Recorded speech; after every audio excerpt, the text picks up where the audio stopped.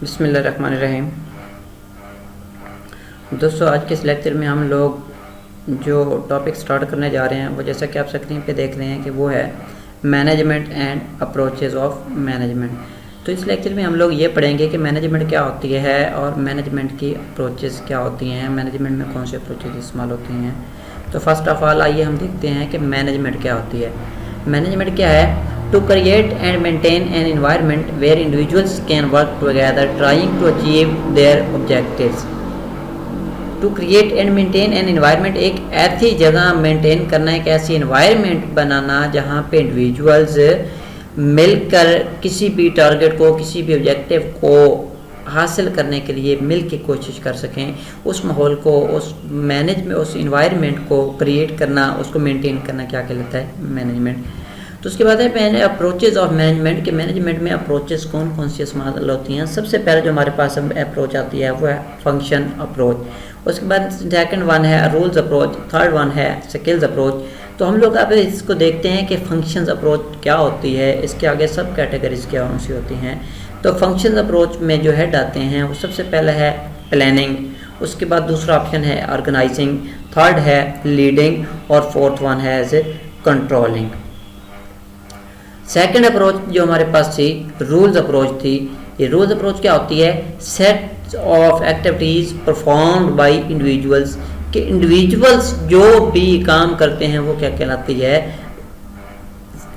Rules approach. तो rules approach में हमारे पास आती है interpersonal, informational approach, interpersonal report, informational report and decisional report.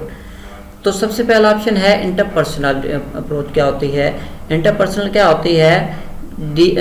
While dealing with humans, कि जब आप लोग किसी शख्स के साथ, ह्यूमंस के साथ, पीपल के साथ आप लोग कोई डीलिंग कर रहे हो तो वो आपकी अप्रोच कौन सी होगी? वो होगी इंटरपर्सनल। तो इंटरपर्सनल अप्रोच में कौन कौन से ऑप्शन आ जाते हैं? लीडर आ जाता है। लीडर का काम क्या होता है? टू गाइड अदर्स, कि वो लोगों के साथ कोऑपरेट कर रहा होता है, उनको गाइड कर रहा होता है, उनको समझा रहा होता है। तो लीडर कौन सी अप्रोच में आता है? इंटरपर्सनल में। उसके बाद लिहासन है the rule of lining between organisation. उसके बाद थर्ड वन ऑप्शन हमारे पास आता है figure head, for example CR। Figure head क्या होता है? फॉर एग्जांपल आपकी क्लास में एक CR है जो बाकी क्लास को मॉनिटर कर रहा होता है, क्लास की अटेंडेंस ले रहा होता है, लोगों का, स्टूडेंट्स के साथ वो इंटरस्पेट कर रहा होता है और क्लास का रिजल्ट टीचर को बता रहा होता है। टीचर की जो सारी बातें होती हैं वो क्लास के साथ डिस्कस कर रहा होता है। तो ये क्या होती है? Figure head. उसके बाद सेकंड वन हमारी ऑप्शन थी इंफॉर्मेशनल। इंफॉर्मेशनल क्या कौन सी अप्रोच होती है? इसमें सब कैटेगरीज आगे आ जाती हैं। Monitor collects information. मॉनिटर का क्या काम होता है? कि वो इंफॉर्मेशन कलेक्ट करता है। ये क्या है? इंफॉर्मेशनल। उसके बाद डिससेमिनेटर स्प्रेड इंफॉर्मेशन। मॉनिटर क्या करता है? इंफॉर्मेशन कलेक्ट करता है। डिससेमिनेटर क्या करता है? इंफॉर्मेशन को आगे फैलाता है। और स्पोक्स पर्सन क्या होता है? To spread information outside the organisation. Disseminator क्या होता है? वो इंफॉर्मेशन को फैलाता है। फॉर एग्जांपल आप इसको सिंपल यूँ देख लें कि कोई भी जब आप क्लास में किसी कॉलेज में, यूनिवर्सिटी में आप लोग किसी को कोई बात बताते हैं कि ये बाकी लोगों को बता दो, तो वो क्या होगा? डिससेमिनेटर। और सपोर्ट पर्सन क्या होगा? जो उस कॉलेज, उस यूनिवर्सिटी की बात बाहर के मीडिया को बताएगा। ठीक है, जो उस यूनिवर्सिटी, उस कॉलेज से बाहर के लोगों को जो बंदा डील करेगा वो क्या कहलाएगा? Support person. उसके बाद नेक्स्ट हमारे पास है डिसीजनल अप्रोच थी। डिसीजनल अप्रोच में पहले ऑप्शन आता है एंटरप्रेन्योर। उसके बाद निगोशिएटर। निगोशिएटर कौन सा होता है? डीलिंग आउटसाइड द ऑर्गेनाइजेशन, कि जो ऑर्गेनाइजेशन से बाहर के लोग होते हैं उनके साथ वो डीलिंग कर रहा होता है, उनके साथ वो निगोशिएशन कर रहा होता है कि उनके जो भी प्रॉब्लम होते हैं, जो भी कोई एग्रीमेंट वगैरह होता है, उनके साथ निगोशिएशन करता है।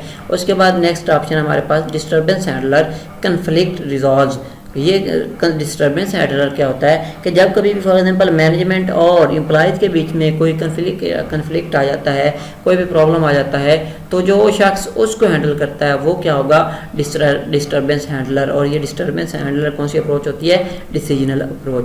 उसके बाद हमारे पास है नेक्स्ट ऑप्शन रिसोर्स एलोकेटर। कि रिसोर्स एलोकेटर कौन सा होता है, ये ऐसी अप्रोच होती है जिसमें ये देखना होता है कि resources from where will be come and where to be used.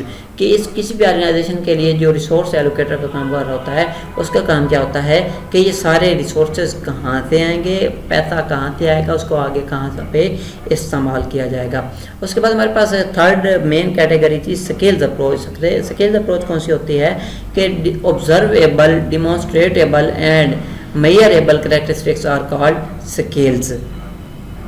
इसमें कौन सी कैटेगरीज आ जाती हैं, कंसेप्चुअल स्किल्स, उसके बाद human skills and technical skills. अब कंसेप्चुअल स्किल्स क्या होती हैं, एनालाइजिंग द सिचुएशन। कि किसी भी सिचुएशन को जब आप लोग उसके कंसेप्शन ले रहे होते हो, उसको एनालाइज कर रहे होते हो, उसको ऑब्जर्व कर रहे होते हो, तो वो कौन सी स्किल होती है, कंसेप्शनल स्किल्स। उसके बाद ह्यूमन स्किल्स है ability to understand and work with individuals.